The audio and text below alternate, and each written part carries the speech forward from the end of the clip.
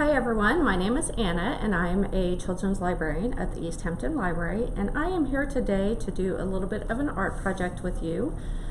What we have today is a heartburst.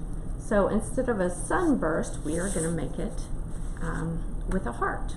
So the things you will need to start with are some sort of paper. You can just use plain white copy paper out of the copy machine, or if you have a sketchbook inside here somewhere, we have some plain paper. Then you will need to either be able to draw a heart or print and cut out a heart that you can use to trace. This is the one I used.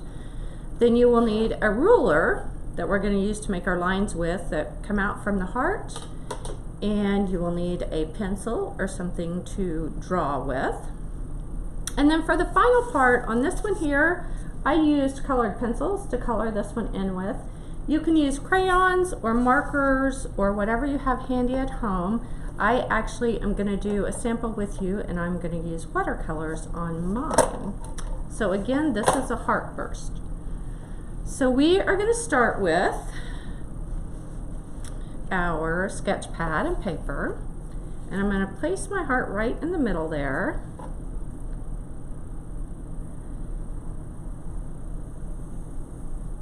And trace it. So if you have a very steady hand or you're great at drawing hearts, you are welcome to just go ahead and draw one. So there is my heart in the middle of my paper. And then the next thing I'm going to do is I'm going to take my ruler and I'm going to place it sort of at the bottom of the heart here, and I'm just going to draw some lines straight out. They don't have to be any particular distance, but just to the edge of the paper. So if you can imagine like a sunburst, and these were the beams coming off of a sun, but instead we're doing a heart. Work my way up here. Give you guys a little glimpse of what I'm doing so you get the idea. So there's just a few coming off of it so far. I'm going to do that all the way around. And you guys are welcome to follow and do it with me, or if I go too fast or slow, you can pause the video and get yours drawn and then restart the video where we get to the coloring part. Again, we're just working our way around, making what would be like rays of light if it were coming off of a sun, but this is a heartburst. I'll show it to you one more time. I know it's kind of hard to see when I'm working down on the table. And it looks like I'm getting some black finger smudge prints on this as well. I'm not sure what I did earlier or what I touched earlier. So some of them I'm starting a little bit closer together. If you look carefully, some of these down here up closer to the heart are closer together, and then some of these all the way up here at the top are spaced a little further apart.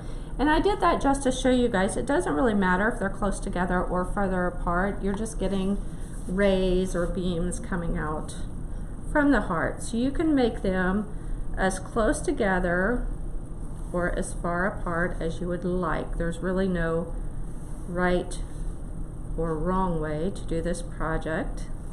If you guys have done very many art projects with me, you know that my favorite thing about teaching art is for everybody's projects to come out different. So there we are. There's my heart and there's the sunbeams. So I don't think I have quite as many on there as I do on this one. So if you look at this one closely, you can see the colors. It's just kind of some random rainbow color palette, I think. Whatever I had available in colored pencils. So again, you can use markers, crayons, colored pencils, oil pastels, just depends on what kind of paper you have actually. So I do have water in my cup here, and I've got a brush a watercolor brush that stays with my palette. So I think I'm going to leave my heart white, kind of like the first one, and I am just going to work with my greens and blues. And let's see if I can do this whole thing with green and blue beams coming out of it. So the other thing you guys know about watercolor is that it bleeds and runs a little bit, so that we don't always have exact lines, that things run together a little bit, so it won't be quite as neat as the one I showed you at the beginning of the video.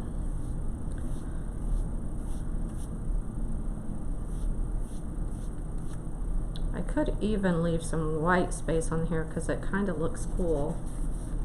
But that's where I'm at so far, and that's just 2 of the rays. But I think rather than color it fully in, I may leave some of these white spaces up here just to show you guys you don't have to color everything. You don't have to color all of the white space and do every single detail all the time. Sometimes we can work with it a little bit differently, and we can work with colors and white space as much as we can while we're adding to it. Okay, these colors are kind of starting to look the same here.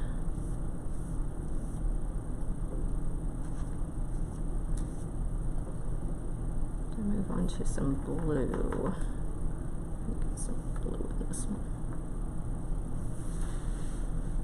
I know I do tend to get my paper a little far up there,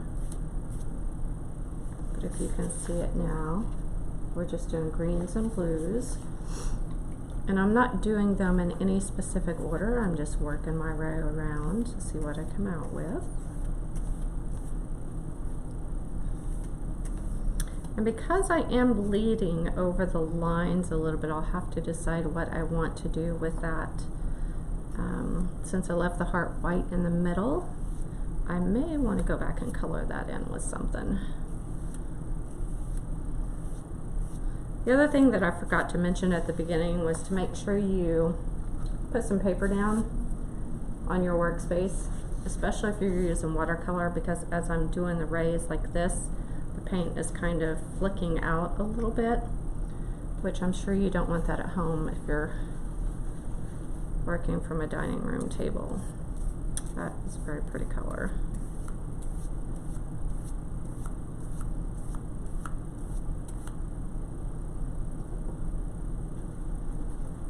My paints are really dry here. So again, with using watercolor, sometimes you have to work really hard at getting enough pigment out of your paint palette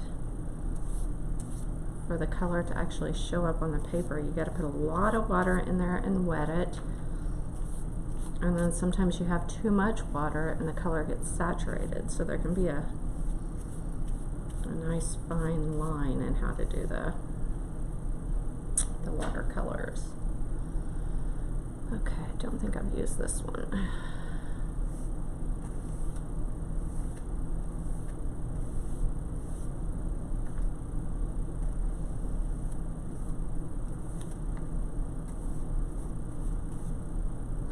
Well, I think it's okay to leave a little bit of white toward the outer edges because it does kind of mimic what sunbeams would look like coming through. I do want you to try and get as close to the heart as you can when you're doing this, and get that area covered with a lot of color.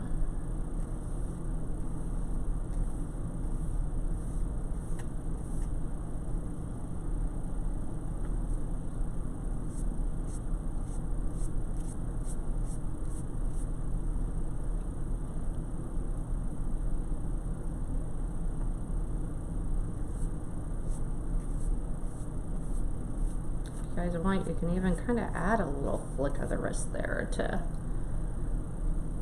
get a little creative with how those brush strokes come out. But I do like the effect it has as the water starts fading on it. Okay, I have got one more space to go here.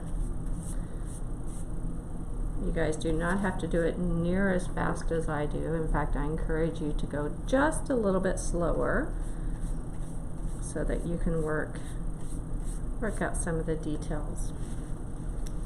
But since I'm doing the video, I try to move kind of fast. So the difference is, with the watercolor, it does have a little bit of a messy look, but I love how the spaces toward the ends here where I didn't color in completely look like the sun's rays coming through. And you compare that to this, which is something more along lines that an older child would do, because it takes a lot of time to sit and color all of those in so nice and smooth and following the lines. So one final thing, I think I am going to go ahead and color the heart instead of leaving it white. But I'm going to do it, kind of tired of looking at pink and red hearts for Valentine's Day. So since we are mimicking a sun, I am going to go ahead and paint my heart a bright, bright yellow.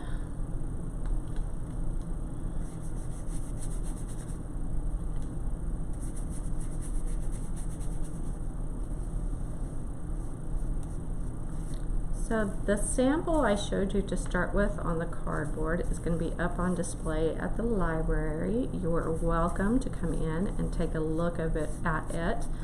And if you think about it, either take your finished artwork and bring it in and show it to me at the children's desk, or post it in the comments wherever you're watching this video at.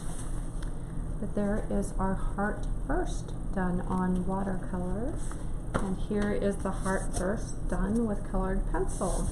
So thank you guys very much for watching, and I look forward to doing this again with you soon. Bye.